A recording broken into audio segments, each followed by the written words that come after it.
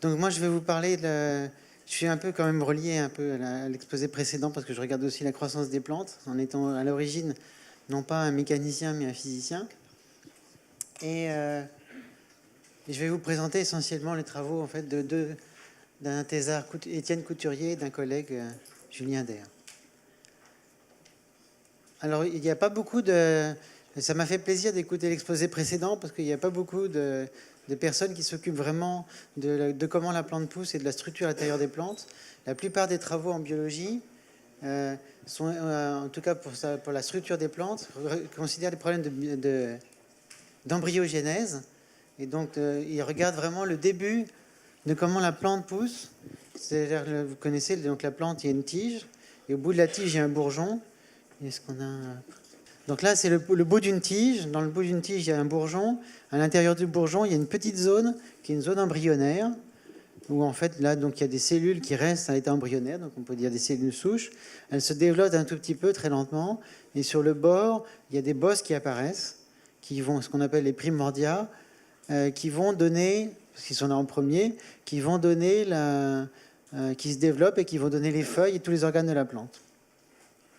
Donc ça, les biologistes se sont beaucoup concentrés sur comment ce système s'organise au tout début, le réseau de gènes et même les phénomènes mécaniques qui ont lieu à cet endroit-là. Et en fait, presque personne n'a regardé comment on passe de cette structure-là, qui est toute petite, hein, qui est typiquement quelques dizaines de millimètres, à une plante entière.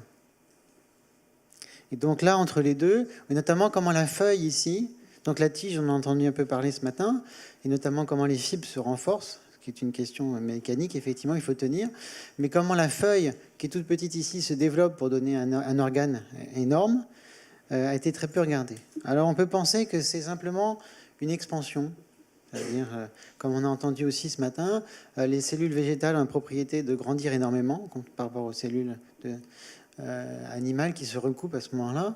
Et on a une expansion de quelques dixièmes de millimètres à effectivement 10 cm. Donc on a facilement un facteur 1000 globalement dans la taille de l'organe. Bon, ça a l'air simple. Hein. Si on regarde, là, a priori, on a une feuille et on a la même feuille à peu près plus tard. Hein. Bon. Mais si on regarde un peu plus en détail, on voit que la bosse qui était autour de cette zone centrale, donc de la zone embryonnaire, commence à se courber, à des croissances transinotropes, elle se courbe, elle grandit sur les côtés, mais moins vite, et elle grandit presque pas en épaisseur. Et quand elle continue de grandir, on voit qu'il y a des plis qui apparaissent sur les bords, et qu'elle est gênée par la partie en face.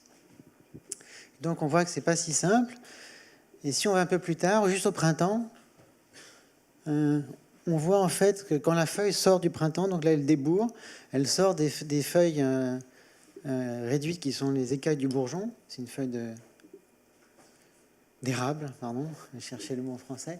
C'est une feuille d'érable et on voit qu'en fait la feuille est complètement pliée dans le bourgeon et qu'à l'extérieur on ne voit que les veines principales et que tout le limbe est en fait caché à l'intérieur. Alors si on est biologiste, on se dit tout de suite on veut chercher une interprétation, une sélection, une raison de cet état-là par la sélection naturelle.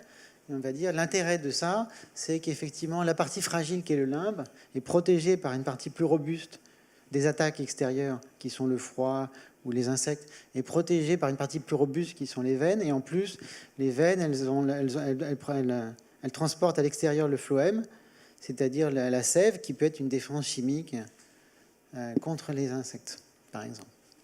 Donc il y a un intérêt à cette structure-là, mais on ne sait toujours pas comment elle apparaît. A priori, ça ne nous donne pas de raison pourquoi elle apparaît. Et cette structure-là, bizarrement, elle a été très peu considérée.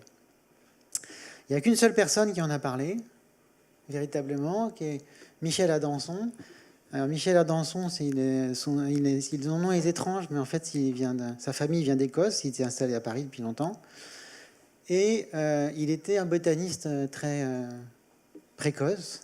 Et il a été aidé par les frères Jussieu pour qu'ils l'ont envoyé justement travailler au Sénégal. Et donc là, il regarde toute la forêt tropicale. Il développe une connaissance incroyable de l'Afrique et des tropiques. Et là, il se rend compte que les plantes tropicales sont très différentes des plantes européennes. Et il revient avec une nouvelle une volonté de classifier les choses. Alors, à cette époque-là, on découvre les espèces et les plantes, et donc le grand problème, c'est la classification. Alors, Linné avait proposé une classification déjà liée sur la fleur, c'est sur les organes reproducteurs, et lui, il dit oui, mais c'est très limité. En fait, il faut regarder tous les aspects de la plante. Donc, pas seulement la fleur, mais la forme des feuilles, comment elles sont posées, etc. Enfin, tout ce que vous pouvez imaginer qui décrit une plante. Si vous voulez décrire une plante à quelqu'un, vous n'allez pas, par exemple, parler de la fleur. Vous allez parler de son port, de comment les feuilles sont organisées, ainsi de suite. Il y a plein de critères. Et donc, parmi les critères qu'il développe, il est le premier à parler de la manière dont justement les feuilles sont impactées dans les bourgeons. Et par ailleurs, il est un peu connu maintenant. Il a été oublié parce qu'en fait, il est revenu avec plein de connaissances, mais il a une tendance. Les scientifiques, vous savez, sont souvent des caractériels. Ou en tout cas, sont comme tout le monde, mais ils peuvent laisser libre cours plus à leur caractère, dirons-nous. Et donc, lui, le problème, c'est que son héritage est tombé dans l'oubli parce qu'il avait des tendances mégalomaniaques. Et donc, ça aide pas beaucoup à la communication. Mais il a été un des premiers, justement, comme il avait tous ces critères qu'on ne sait pas forcément quoi en faire, c'était un des premiers à dire, en fait, il faut donner des chiffres, des valeurs numériques aux liens qu'on trouve pour des critères entre les familles. Et après, on classe tous ces liens numériquement et on essaie de trouver celle qui fait les minimums de distance sur les nombres. Donc, en fait, il a été à l'origine de ce qu'on utilise maintenant pour faire des arbres généalogiques, en utilisant uniquement des critères quantitatifs. Donc, toute la phylogénie et les gènes et la classification maintenant sont faits sur ce type de domaine. Alors, ces travaux ont été cités au début, un petit peu, et puis il est tombé petit à petit dans l'oubli, donc il est encore cité au début du 19e siècle, et puis notamment la forme des feuilles. Et puis on trouve encore une petite trace sur Wikipédia, par exemple, où il y a ça. Donc c'est la position de la forme de la feuille par rapport à la tige. Et on voit quelques cas, et le cas qui nous intéresse, que je vous ai montré, c'est le cas où la feuille est pliée. Mais en fait, presque personne ne regarde ça, et d'ailleurs, je vais vous montrer que ce dessin-là est faux. Alors, ça, c'est une autre forme. Donc là, les gens ont regardé aussi le pli, et ils ont plutôt regardé, évidemment, ils ont suivi Linné, donc ils ont plutôt regardé comment les pétales sont organisés dans les fleurs. Donc ça, c'est quelque chose qui est souvent décrit. Alors nous, ce qui nous intéresse, donc, c'est cette structure pliée. Et la question, c'est d'où est-ce que ça vient? Alors, Étienne Couturier avait regardé, et quand on regarde les jeunes feuilles en coupe, essentiellement, on a 6 couches de cellules. Donc, on a 2 couches. Là, on a la tige. On a 2 couches de cellules à l'extérieur, 2 couches vers l'avant et vers l'arrière, qui vont donner la peau de la feuille. Donc, celles vers la tige, elles vont donner le dessus de la feuille. Donc, elles sont assez rigides. Et ça va donner la surface cirée de la feuille. Celles qui sont à l'arrière, ça va donner la surface inférieure de la feuille, qui est aussi fermée, mais qui s'ouvre avec les stomates pour permettre la respiration de la feuille. Et donc les parties intermédiaires, les 2 couches de cellules, elles vont gonfler à un moment donné pour devenir aérées, avec des trous, pour devenir comme les poumons. Donc on va avoir ici une protection, une capture du soleil, une protection de la feuille, ici des ouvertures et ici le poumon. Mais ce qu'on regarde bien au tout début, ce qu'on voit, c'est que là, on a des proliférations cellulaires, et ces proliférations, ça va donner les veines.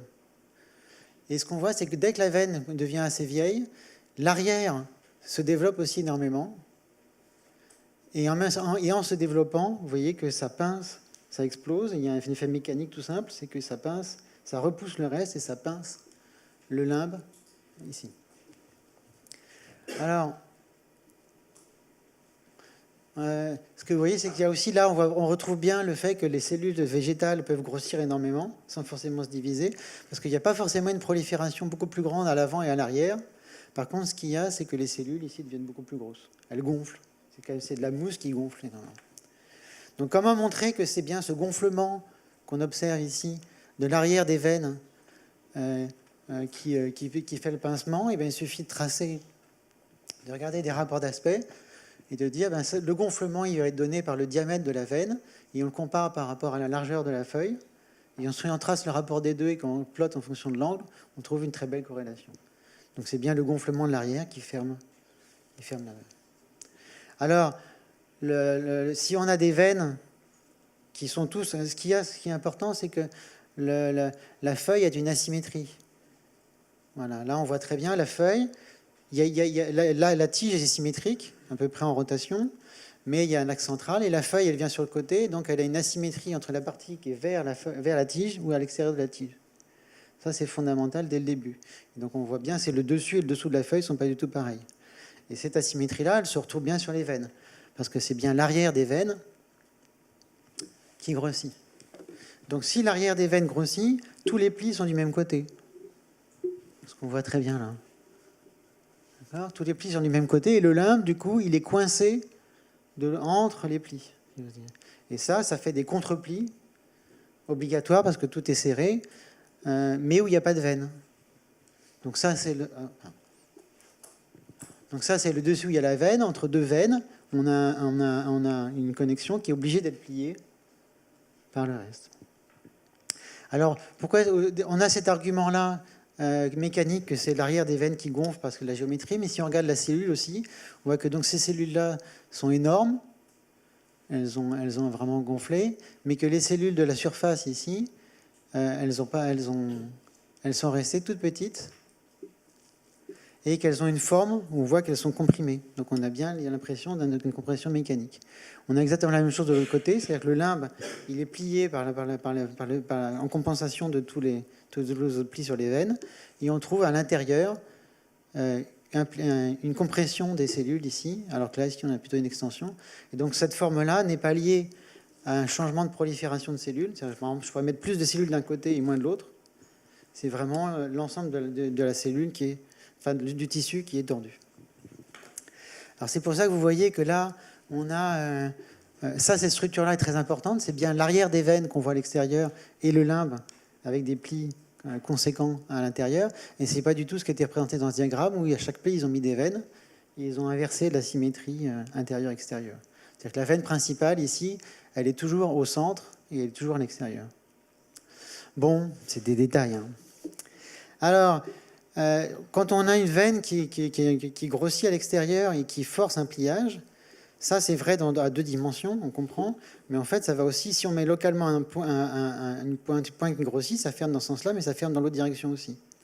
Et donc en fait, la veine qui grossit, elle va aussi avoir tendance à se plier. Alors on peut imaginer que le grossissement des veines, enfin, des cellules est anisotrope, c'est-à-dire que ça va grossir dans une direction mais pas dans l'autre, mais on peut quand même vérifier. Et c'est effectivement ce qui se passe. C'est-à-dire que la veine, la feuille, vous voyez que les feuilles qui sont là, même au tout début, voilà. Les feuilles qui poussent, là, l'extérieur de la veine grossit, donc ça forme le pli, mais elle est bloquée par la feuille d'en face. Et donc la question, c'est est-ce que la veine ici, elle se courbe un petit peu, effectivement, mais est-ce que cette courbure est limitée par la feuille d'en face, ou est-ce que de toute façon, elle ne courbirait pas ? Alors le seul moyen de le faire, c'est tout simplement de couper, ici, de faire des plans, d'éplucher le bourgeon, de couper la feuille et de regarder comment le reste se développe. Donc ça a été fait en collaboration avec une botaniste, une biologiste. Donc là, vous avez un bourgeon et la feuille a été coupée ici. Et ce que vous voyez, c'est que quand la feuille continue de se développer, il y a bien le pli qui existe, mais tout l'ensemble de la veine se courbe. Donc on a des raisons de penser que la croissance à l'arrière de la veine est bien isotrope. Il n'y a pas véritablement de structure. Et ce qui limite la courbure, c'est vraiment un problème de contrainte mécanique. C'est que je ne peux pas pousser parce que j'ai l'autre feuille en face. Donc ça veut dire qu'il y a des contraintes mécaniques importantes dans le bourgeon. Alors, ça donne une idée que ça explique comment la feuille, en fait, en se développant, développe les veines et se plie dans le bourgeon. Et elle est contrainte mécaniquement par le reste, ce qui fait qu'elle se limite dans un espace qui est très limité. Si vous regardez des feuilles un tout petit peu plus vieilles, vous avez effectivement ce genre de structure. Voilà, donc on retrouve les plis autour des veines et on retrouve les plis qui sont organisés de manière hiérarchique en fonction de l'importance de la veine. C'est la plus grande, la première est au centre, la plus grande, et ainsi de suite, en fonction de l'ordre d'apparition des veines. Et ça, c'est une structure, donc pour les feuilles qui sont pliées, donc il y a des feuilles enroulées, comme vous avez vu, ou simplement pliées en deux. Pour les feuilles qui sont très pliées, on retrouve le même genre de structure un peu partout dans l'ensemble de la phylogénie des plantes.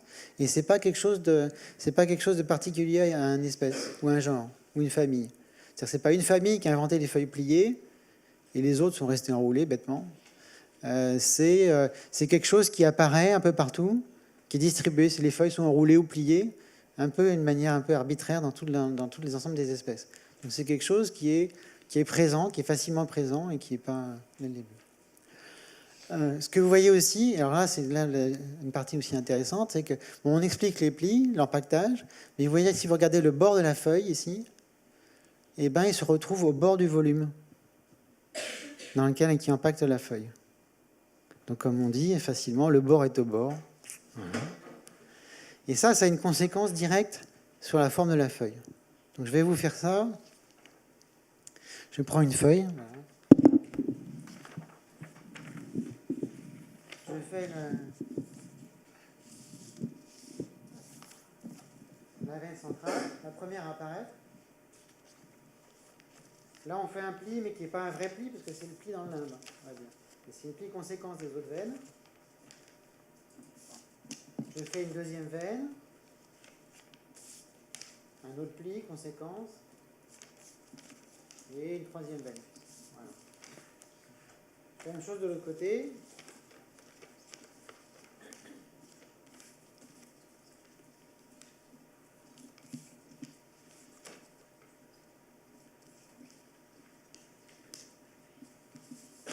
Voilà, et j'ai ma feuille pliée avec la hiérarchie veine principale, veine secondaire, tertiaire. Et là, vous voyez que mon bord, il n'est pas au bord du volume. Si maintenant je dis, la moyen de le faire, c'est de découper, de dire en fait la feuille elle a poussé en faisant des plis, mais elle s'est arrêtée au contact des autres feuilles.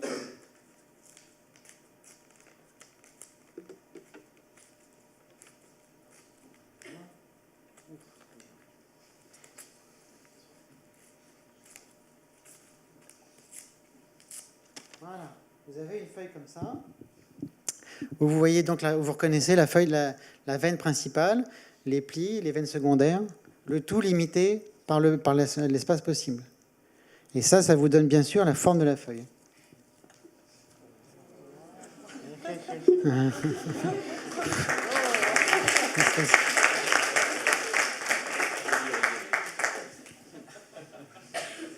Alors, ça, c'est quelque chose d'extrêmement simple, vous voyez. Hein, c'est quelque chose qui est une ribambelle de papier pour les enfants. Si vous prenez le papier, vous coupez, ça vous donne la forme. Et alors quand Étienne, qui était étudiant, a vu ça, je lui ai dit, bon ben voilà, tu as trouvé le sujet de ta thèse. Hein, voilà, c'est de démontrer ça scientifiquement. Et en fait, c'était assez difficile, parce que c'est trop simple. Quand on voit ça, c'est évident, ça y est, on a compris. Et on ne fait pas un article sur une thèse avec ça. Donc un des gros problèmes d'Étienne, c'était de quantifier ça.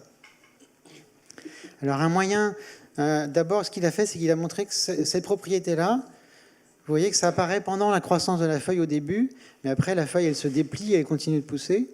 Mais en fait ces propriétés géométriques, ça c'est une propriété géométrique simple, elle se conserve la plupart du temps dans le reste de la croissance. Donc on peut prendre une feuille, adulte, regarder les veines et le bord, et les veines, ça donne la manière dont c'était plié. Donc on le plie géométriquement selon les veines, et on retrouve bien que le bord se retrouve à peu près au même endroit. Ce qui est intéressant, c'est que les feuilles ne sont pas forcément exactement symétriques. Là, vous voyez, typiquement, celle-là, les angles ne sont pas les mêmes, les longueurs ne sont pas les mêmes, mais ça correspond bien au fait que c'était plié sur le même bord, mais seulement avec des angles différents ici. Donc ça explique aussi d'une certaine manière que la variabilité des formes des feuilles sur une plante. Si vous regardez un arbre, si vous regardez dans le détail, il n'y a pas deux feuilles qui sont exactement les mêmes. Mais il y a des corrélations. Alors comment montrer ça scientifiquement ? Il faut faire des nombres. Hein. Comme disait un collègue, science is numbers. Et donc là, un moyen de faire ça, c'est de dire, si j'ai un pli, vous voyez bien que j'ai, simplement ici, j'ai un angle et j'ai une symétrie. Mes deux angles là sont symétriques là, ou là aussi. Donc un moyen de le faire qu'il a trouvé, c'était ça. C'était de dire, je regarde l'angle, quand c'est plié, je regarde l'angle d'un côté, je déplie, je regarde l'angle du creux ou du sommet, c'est pareil, on peut faire ça sur le creux ou le sommet. Et là, il y a une relation simple entre les deux angles. Et ça fait une belle droite. Voilà, ça, c'est quand même, en biologie, ça fait une biologie. C'est une belle droite, c'est de la géométrie simple. Hein. C'est une belle droite. Et ce qui est intéressant de montrer, de voir, c'est qu'il y a vraiment une grande variabilité une grande distribution des points. Ça va de presque plat à quasiment vertical, quasiment pointu. Alors pour aller un peu plus loin, en fait, ce qu'on peut voir, c'est qu'il y a une corrélation. Donc ça, c'est juste la symétrie autour d'un pli. Et après, ce qui est intéressant, c'est de voir qu'il y a une corrélation. Il n'y a pas les mêmes angles ici et les mêmes longueurs. Mais il y a un lien entre les deux. Le fait qu'ils partagent le même bord ici, ça introduit une relation entre les deux. Donc c'est ce qu'on voit là. C'est-à-dire, si vous le repliez, ça a le même bord. Mais ça veut dire que si vous changez, si cet angle-là devient petit, on va retrouver la longueur du creux. Et si cet angle-là grandit, on va retrouver la longueur de la pointe. Inversement pour la pointe. Et donc ça fait une relation géométrique qu'on peut vérifier voilà, sur des feuilles d'érable. Il y en a quand même des belles corrélations. Alors l'intérêt, alors maintenant on peut continuer quand même à faire de la... Ça montre qu'il y a bien une relation géométrique d'impactage. Et on peut se demander toujours dans un raisonnement biologiste, quel est l'intérêt d'impacter les feuilles comme ça? Alors l'intérêt, c'est que ça remplit vraiment l'espace. Donc si vous prenez une feuille, une coupe de bourgeons d'érable juste avant que ça ouvre, vous voyez, vous reconnaissez ici une feuille, vous reconnaissez les veines qui sont à l'extérieur, et puis il y a des veines secondaires même qui font des plis secondaires. Et donc tout est impacté. Et là, il y a les plis du lame qui sont moins raides, qui sont vraiment ils essayent de résister, donc il est arrondi. Mais on voit que tout ça, ça remplit complètement le bourgeon. Et donc c'est vraiment une optimisation d'occupation de l'espace, ou si vous préférez, c'est une optimisation de la croissance de la surface du limbe dans la protection du bourgeon avant que la feuille sorte. Donc il fait croître la plus grande surface possible, à l'abri, et après il peut sortir ça. Alors ça dépend, on voit que ça dépend tout de suite de la taille du bourgeon. Donc si vous prenez par exemple une jeune pousse d'érable qui sort de la graine, la tige est toute petite et la taille du bourgeon est proportionnelle à la tige, et vous trouvez une feuille qui est toute simple, c'est-à-dire qui est juste pliée en deux. Au cours du développement, le bourgeon grossit, ça va faire une feuille pliée avec juste 2 plis secondaires, et après vous avez encore des plis en plus des plis tertiaires. Alors, donc ça se retrouve, et ça se retrouve donc en fonction du développement de la plante, mais aussi en fonction de la longueur du temps de développement dans le bourgeon. Donc ça, c'était un travail qu'il a aussi fait, c'est que les érables, c'est un genre qui est très distribué. Donc il y a des érables en crête, donc un climat méditerranéen, et ça fait une feuille simple, vous voyez, juste avec trois lobes, et pas redécoupé. Ici, c'est l'érable sycomore, le sycomore qui a plutôt 5 pointes avec des découpes secondaires. Et le plus froid, au nord, donc Canada, c'est l'érable à sucre, qui, vous voyez, a des découpes beaucoup plus grandes et des découpes secondaires très fortes. Et donc ça, c'est tout simplement lié au fait que l'hiver est très court en Méditerranée, on va dire. Donc dès que le climat est bon très tôt pour sortir la feuille, donc la feuille sort sans avoir à se développer beaucoup dans le bourgeon. Alors qu'au contraire, au Canada, l'été est très court, et donc elle passe tout son temps à se développer le plus possible dans le bourgeon pour justement avoir une grande surface pour profiter de l'été très court.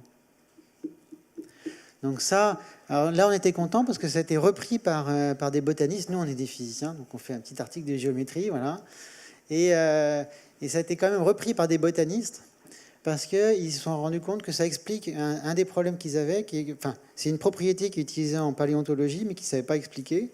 C'est qu'il y a des paléontologues dans les années 50 qui ont mesuré la proportion de feuilles qu'on appelle palmées, comme ça, ou découpées, en fonction du climat.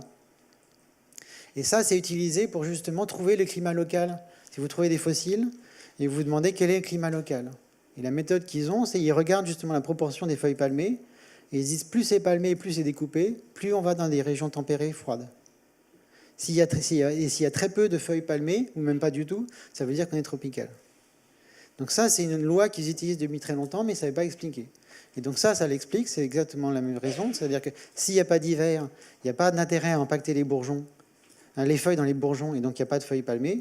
Et inversement, plus l'hiver est long, plus les feuilles se développent impactées dans les bourgeons et développent des découpes. Alors ça a été aussi mesuré par ailleurs sur une espèce d'érable. Là, je vous ai présenté différentes espèces d'érable, mais ça a été mesuré aussi sur une seule espèce d'érable entre la Floride et le Canada. On voit aussi, on a aussi une variation des découpes. Voilà. Alors Là, on peut dire, il y a toujours un des problèmes quand on fait de la physique ou des mathématiques et qu'on essaye d'envahir un autre domaine, comme la biologie, c'est que les gens peuvent vous dire, oui, non, mais ce que vous dites, c'est gentil, mais nous, on sait bien que la biologie, c'est, par exemple, la biochimie et la génétique. Et là, tout ce que vous faites, c'est mignon, voilà, mais c'est pour les enfants. Et ça n'est pas relié à la vraie croissance de la plante. Alors, donc ça, c'est un problème, c'est comment relier ça, effectivement, au processus biochimique, voire génétique, de croissance de la plante. Alors, il y a quelques cas intéressants qui sont les feuilles néoformées. Donc, par exemple, ça veut dire que normalement, un érable, quand ça pousse, ça développe ses feuilles, et à la fin de l'été, ou au début, déjà au début de l'été, ça commence à faire le bourgeon qui va passer l'hiver. Donc le bourgeon apparaît en fait dans l'été, et les feuilles commencent à apparaître là. Elles vont continuer à se développer lentement pendant l'hiver, mais elles sont prêtes à sortir, elles sortent, et ils développent le bourgeon pour l'année d'après. Mais quand la plante est en très bonne santé, elle fait des feuilles qui étaient dans le bourgeon, mais elles continuent à pousser, elles peuvent continuer à faire des nouvelles feuilles avant de faire le bourgeon. Donc c'est ce qu'on appelle des plantes néoformées qui sortent, qui ont beaucoup moins de problèmes d'empaquetage et qui sortent presque libres tout de suite à l'air libre. Et on voit qu'effectivement, il y a quand même des différences de forme sur la feuille. Donc celle-ci était empaquetée, on retrouvait bien l'angle et qu'on peut replier entre un bord à peu près raisonnable. Et là, on voit qu'on a un creux, mais que le creux ne suit plus la même relation géométrique. Et les généticiens, ils ont travaillé donc pour les plantes modèle. Vous savez que en génétique, en général, on a regardé pour les animaux, on apprend les drosophiles. Vous savez pourquoi? Parce que c'est tout petit et que du coup, le cycle de développement est très rapide. Comme ça ne grandit pas beaucoup, donc on peut faire une génération en un jour. Et donc comme ça, au bout d'un mois, on a 30 générations, donc on peut faire une manipulation génétique. Là, ils ont fait pareil. Pour les plantes, ils ont pris Arabidopsis, qui est la rimbette des dames, qui est une toute petite plante comme ça, quand ça fait des fleurs, et quand les feuilles sont toutes petites. Et donc, comme il y a une croissance moins grande, on a un cycle plus rapide, ils ont fait ça. Le problème avec cette feuille-là, c'est que ça ne fait pas de bourgeon, ça fait juste une corolle de feuilles qui se développe. Et ils ont regardé la forme de la feuille. Et là, vous voyez la forme de la feuille. Et donc, il y a des petites dents quand même qui sont formées sur le bord. Et là, on a regardé ils ont regardé comment les différents gènes s'expriment sur la croissance du limbe. Et on peut trouver qu'à la pointe, là où il y a une veine, il y a un gène CP qui s'exprime. Et dans les creux, il y a une inhibition de la croissance et il y a un gène CUC2 qui s'exprime. Donc pour eux, ils ont une explication de la forme de la feuille. Alors maintenant, comment rendre ça compatible avec ce qu'on exprime? C'est de dire, en fait, il n'y a pas d'incompatibilité, il y a les deux qui sont en action. Donc il y a bien à la base des mécanismes qui peuvent réguler la croissance du limbe, qui sont liés à plutôt une grande croissance sur les veines et plutôt une décroissance entre les veines. Donc ça, par exemple, c'est ce qu'a fait un collègue en simulation numérique, Przezinskiewicz. Il fait une croissance selon les veines et après une inhibition, et comme ça, il peut reproduire toute la forme des feuilles qu'on veut. Mais ça n'explique pas justement le fait que c'est aussi empaqueté dans le bourgeon. Et donc l'empaquetage dans le bourgeon et cette croissance secondaire, ce que ça fait la forme compliquée. Et il y a à ce moment-là une autre. Donc on a déjà à la base une forme qui peut être découpée. Et on a en plus une autre contrainte qui est la contrainte stérique dans le bourgeon. Donc tout ce qu'il faut rajouter à ça, c'est de dire il y a les croissances anisotropes entre l'arrière et le devant qui font le pliage. Et il y a en plus une autre contrainte qui est probablement une régulation mécanique. C'est-à-dire quand il y a un contact, la croissance s'arrête. Tout simplement. Alors ce qui est intéressant, c'est que les deux sont très proches. C'est-à-dire qu'on peut trouver des formes avec ce genre d'algorithme qui sont à la base très proches, comme dans les feuilles néoformées, qui sont à la base très proches des feuilles finales. Mais la régulation, le fait que ça se plie et que ça s'est régulé dans l'espace, ça vient juste rajouter une petite couche d'optimisation géométrique, on va dire, à quelque chose qui est déjà là. Alors, comment continuer la croissance? Vous voyez qu'en fait, donc, c'est toujours une expansion. En fait, la croissance, la feuille, elle n'est pas plate au début. La feuille de l'avocat, justement, elle est pliée en deux et un peu courbée. On ne voit pas là. Et qu'est-ce qui se passe? Ça, c'était une croissance externe, à l'extérieur de la feuille qui était trop grande. Maintenant, si vous voulez venir plat, vous allez dire, en fait, vous allez compenser en faisant une croissance à l'intérieur. Et cette croissance-là, ce qu'on voit, c'est qu'elle est complètement exagérée. Et donc là, vous voyez des feuilles. Ça, c'est la cassava. Le liquide en barre et l'EVA. Donc, c'est des plantes importantes pour l'INRA. Et, enfin, pas le milieu. Et vous voyez que la feuille qui était pliée, en fait, se retourne complètement, exagère le mouvement. Donc voilà, par exemple, pour l'avocat, vous voyez un petit peu la feuille pliée en deux, courbée, et vous voyez qu'elle se retourne complètement quand elle commence à grandir. Alors, alors là, pour revenir, justement, on a vu la tige de la courte de lin, et c'est vrai que quand elle pousse, au bout, elle est en train de pousser, donc elle est plus molle, et à la base, elle s'est rigidifiée, donc elle est lignifiée, enfin, il y a toutes les fibres, donc elle est plus rigide. Et quand on voit une feuille ou une plante qui est comme ça, on se dit c'est normal, en fait, elle pendouille parce qu'elle est molle. Et ce qu'on a trouvé, c'est qu'en fait, non, c'est une forme qui est régulée et elle le fait exprès. C'est qu'elle peut bouger dans un sens ou dans l'autre. Et si on la tourne, elle va se remettre dans la bonne forme. Et un autre moyen de dire, c'est aussi ça. En fait, on voit que la plante, tout ce mouvement, cet empaquetage et ce déroulement, c'est un mouvement. Donc on peut essayer de le regarder en un film, en faisant un time-lapse. Et là, ce qu'on voit, c'est qu'en fait, ces mouvements sont très compliqués. Beaucoup plus riche qu'on ne le pense. Donc voilà, ça c'est un avocat pendant la nuit. Et vous voyez qu'il oscille. Pendant la journée, il s'ouvre et il se referme. Et après, pendant la nuit, il revient à la position précédente. Et après, il se rouvre. Et quand il revient à la position précédente fermée, vous voyez qu'il y a une sorte de petit instabilité mécanique, un petit claquage. Donc il le fait une fois, deux fois, trois fois. Et après, il revient comme ça. Une, deux, voilà, trois, et après il revient. Donc pendant la journée, vous pensez que votre avocat est tout triste et il pendouille, mais pendant la nuit, il fait la fête. D'accord ? Ça vous rappelle quelque chose ? Voilà, alors ça se voit sur les autres plantes. Vous voyez là, il y a la feuille. Il y a la feuille qui fait le même mouvement mécanique, mais il y a aussi le bout de la tige qui lui oscille, un peu de gauche à droite. Donc là, il y a le jour et la nuit. Voilà, pendant la nuit, ça devient un peu excité.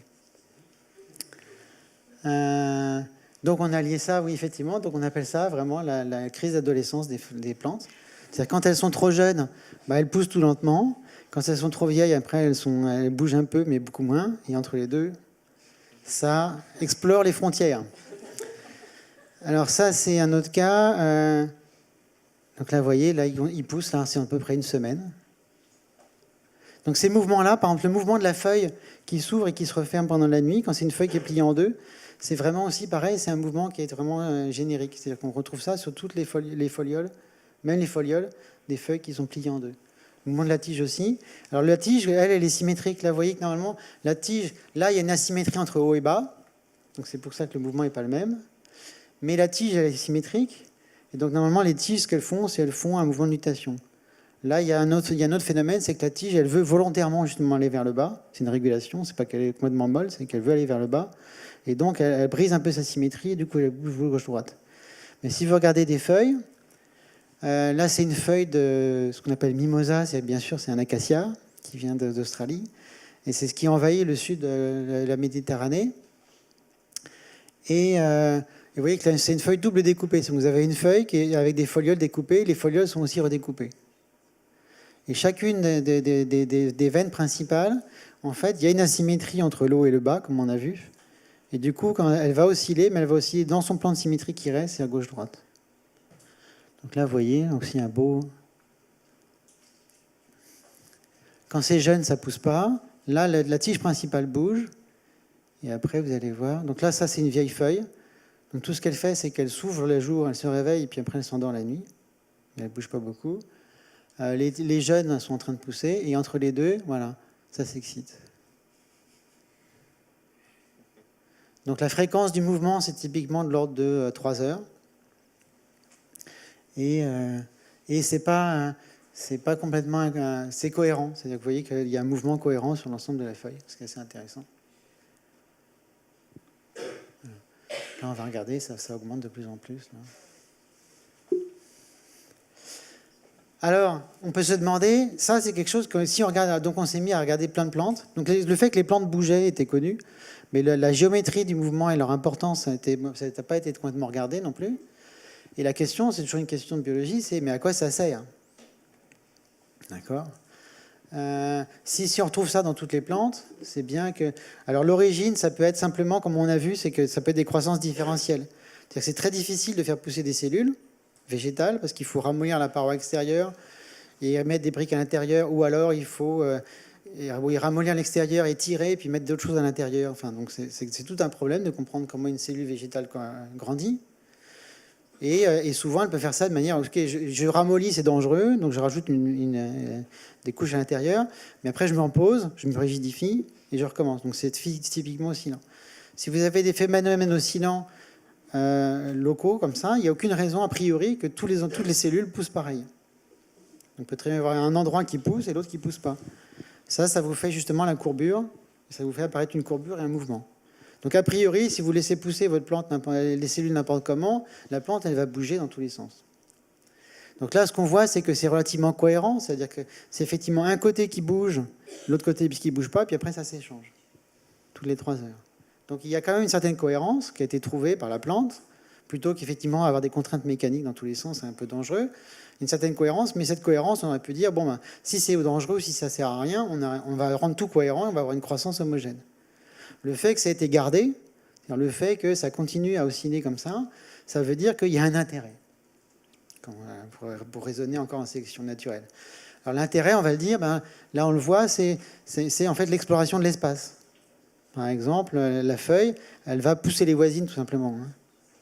Elle va jouer des coudes. Ou alors, si elle ne peut pas aller d'un côté, elle va aller de l'autre côté, etc. Mais nous, ce qu'on dit, c'est qu'aussi, il y a en fait, vous avez vu que les feuilles, on peut penser que c'est plat au début, puis à la fin, c'est plat. Et c'est plat pour un intérêt évident, c'est qu'il faut que ça capture la lumière. Et plus on est plat, plus on peut être perpendiculaire à la lumière et bien la capter. Et du coup, mais ça, c'est pas évident, parce que c'est évident que ça doit être plat. Mais quand vous voyez que les feuilles sont pliées ou enroulées au début, comment est-ce qu'on va de cette structure qui n'est pas plane à une structure plane? C'est pas évident. Et ça c'est un gros problème. C'est que la plante, il n'y a rien a priori qui lui dit tu n'es pas plane ou tu es plane, surtout au début. Et donc il faut qu'elle ait un moyen de connaître sa propre forme. Et donc notre hypothèse, c'est de dire quand on a une partie qui pousse, elle tord la partie qui ne pousse pas. Et la partie qui ne pousse pas est contrainte. Et si elle est sensible aux contraintes, eh ben, elle va dire de combien elle est tordue. Et ça, de savoir combien elle est tordue, ça lui donne une mesure de la forme. Parce que par exemple, vous savez qu'il y a des formes, les formes sont... là, la feuille plate, elle est facilement... elle est symétrique. Et donc elle est facilement déformable. Par contre, cette forme-là, il n'y a plus de symétrie. Je l'ai brisée en faisant les plis et elle est devenue rigide. Et donc la mesure à quel point la forme est souple, ça donne une mesure de la forme elle-même. Et plus elle est symétrique, plus elle va être souple. C'est une manière de dire, si je suis droit, je peux me déformer facilement. Avec une même contrainte, la déformation sera grande. Et si je suis déjà courbé, avec la même contrainte, ma déformation sera petite. Et donc, on peut se dire que c'est une manière pour la plante, ces mouvements-là, c'est une manière pour la plante de sentir sa propre forme et de finalement converger vers quelque chose de droit. Alors nous, on pense qu'on est différent, mais en fait, c'est pareil. C'est-à-dire que si vous fermez les yeux et que vous ne bougez pas pendant 10 minutes, eh ben, en fait, vous êtes incapable de savoir dans quelle position vous êtes. Le seul moyen de savoir la position dans laquelle on est, c'est justement de bouger un petit peu. À ce moment-là, les différentes contractions et étirements des muscles et des tendons vous disent qu'en fait, vous êtes plié, vous êtes droit. Donc l'idée, c'est à peu près la même. Alors comment on montre ça ? Dans le cas de l'avocat, donc on prend la feuille, puis on fait des marquages pour avoir un peu la position 3D des différents points. Et là, on va décrire cette feuille-là avec simplement 2 paramètres qui, vous voyez, la courbure de la veine centrale et comment est-ce que le limbe est plié ou ouvert. Donc on a un paramètre qui est la courbure de la veine centrale et puis l'angle d'ouverture du limbe. Et si vous regardez en fonction du temps, alors vous avez aussi, vous avez vu que pendant la journée ou la nuit, il y a un mouvement global de la plante qui est, probablement qui est en général liée à la pression osmotique, c'est-à-dire que la pression d'eau dans la plante, quand il fait jour, elle s'évapore avec le soleil et la lumière, et du coup, elle a une pression qui est en général plus faible. Et puis après, pendant la nuit, elle peut remonter l'eau et la pression est plus grande. Donc il y a un mouvement global de la plante qu'on mesure aussi. Donc ça, c'est le mouvement global de la position de la feuille globalement. Donc vous voyez qu'elle remonte le soir en fait, et elle descend la nuit. C'est l'inverse, oui. Elle remonte comme ça. Et là, vous voyez la courbure de l'axe qui oscille, avec les oscillations pendant la nuit, les petits mouvements. Et là, c'est l'angle de la feuille, d'ouverture de la feuille. Et ce que vous voyez, c'est que la courbure, elle varie continuellement. Par contre, l'angle fait ces mouvements d'instabilité mécanique. Et il y a un moment, il y a des claquages. Il y a un saut d'un petit angle positif à un petit angle négatif. Donc là, ça vous dit que dans ce mouvement-là, il y a une partie qui dirige un peu le mouvement, qui est la veine principale. Et le limbe, il est obligé de suivre un petit peu. Il suit et il claque. Il n'arrive pas à suivre et donc il claque en faisant. Si on trace l'un en fonction de l'autre, on a quelque chose comme ça. On a quelque chose de relativement linéaire avec le saut ici qui est le claquage. Alors ça, on se dit, bon, ben, si c'est le limbe enfin, si c'est la veine qui fait bouger le limbe, on peut faire un modèle simple. C'est pareil, je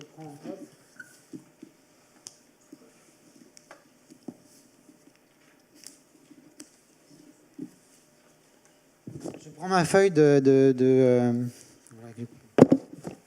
d'avocat jeune.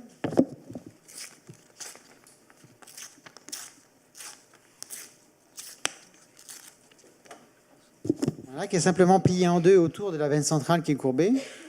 Mais là, vous voyez que si vous voulez ouvrir l'angle, en fait, vous augmentez la courbure. Inversement, si je diminue la courbure, je referme l'angle. Ça veut dire que c'est simplement une conservation, on appelle ça la courbure de Gauss. C'est-à-dire que la courbure dans un sens et l'autre, le produit est constant. Donc là, je diminue la courbure, donc j'augmente l'angle dans l'autre sens, et réversement. Donc il varie en opposition. Ce qui me donne ce mouvement-là. Bon, ça, c'est ce que je viens de vous montrer. Ce qui vous donne ces deux courbes-là. Ce qui n'est pas du tout ce qu'on observe. C'est une variation à imposer. On observe une variation continue. Ça veut dire qu'on est d'accord pour dire que c'est la veine principale qui fait le mouvement, mais le limbe n'est pas seulement un limbe passif. Parce que ça ne donnerait pas du tout la même variation. Donc il faut introduire la croissance du limbe.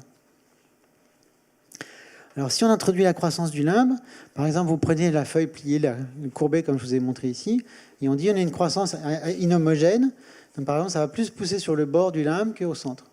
À ce moment-là on voit bien qu'on décourbe et on va arriver à une situation plate. Ça on est content. Le seul problème c'est que si on continue, on va arriver à une position courbée dans l'autre sens. Ici on a une courbure de Gauss positive, on va dire, là une courbure de Gauss négative. Et donc on a une feuille qui n'est plus du tout plate, qui n'est pas plate non plus et qui a deux positions tendues. Alors évidemment, il y a des cas anormaux qui montrent que c'est possible. Donc, par exemple, là, vous voyez, il y a une feuille de houx qui a poussé beaucoup trop, qui donne cette forme en V, ou qui commence à spiraler. Mais ce n'est pas le cas habituel. Alors on peut se dire, bon, mais il y a des régulations qui font que ça revient là, et puis après, ça repart dans l'autre sens. Donc pour ne pas repartir dans l'autre sens, il faut maintenant refaire une croissance qui est plus grande près de la veine que sur le bord. Alors on peut se dire, bon, c'est possible, hein, on a le limbe qui pousse d'abord sur le bord, puis après au centre, ça oscille, pourquoi pas. Mais si on fait ça, on voit qu'en fait, pour passer, la feuille, elle passe d'une courbure d'un côté, d'un angle d'un côté à un angle de l'autre côté. Il faut qu'il y ait aussi quelque chose qui lui dise, ah mais il faut aller de l'autre côté, à cet endroit-là. Parce que là, elle pourrait repousser dans l'autre sens et repartir du même côté. Et donc, il faut bien qu'il y ait les deux. C'est-à-dire qu'il faut bien qu'il y ait la croissance de la veine principale et la croissance du limbe en même temps. Et la croissance du limbe, en fait, elle suit la veine principale. Voilà. Alors, ça, c'est effectivement le modèle qu'on a. Si on dit juste que la veine principale induit l'angle aussi. Alors, il y a un moyen. Comment est-ce que la veine principale, comment est-ce que la veine principale, on sait qu'elle induit le pli des ferrures. Donc, si la veine principale bouge, en fait, elle a une variation sur l'angle. C'est celle-là. Et c'est bien cette courbe-là qu'on trouve. C'est-à-dire que le fait que la veine principale change de courbure, ça induit aussi une ouverture, une fermeture localement du limbe. Mais il faut aussi la croissance dans le reste du limbe. Donc, une des questions qui nous reste maintenant, c'est ça. C'est comment est-ce que la croissance anisotrope autour du limbe induit un angle ici, mais comment est-ce que le limbe va changer de croissance? Mais il faut qu'il y ait un lien entre les deux. Donc ça, c'est quelque chose qui n'est absolument pas évident. C'est-à-dire qu'on part d'une observation qui est toute simple, qui est un mouvement qu'on voit qui est assez évident. On essaye de faire un modèle mathématique ou physique tout bête aussi, et on se rend compte qu'en fait, la réalité biologique sous-jacente de croissance est beaucoup plus compliquée. Ce qu'il faut, c'est qu'on a bien une veine principale qui change de croissance d'un côté et de l'autre, et donc de courbure. Et il faut qu'on ait un limbe qui change de croissance sur le bord et sur le centre de manière correspondante. Et donc, il faut qu'il y ait un signal qui passe de l'un à l'autre. Et donc, on a plein de phénomènes physiques, biologiques sous-jacents à découvrir. Voilà. Donc ça, c'est des exemples de cas où ça n'a pas marché, évidemment. Merci.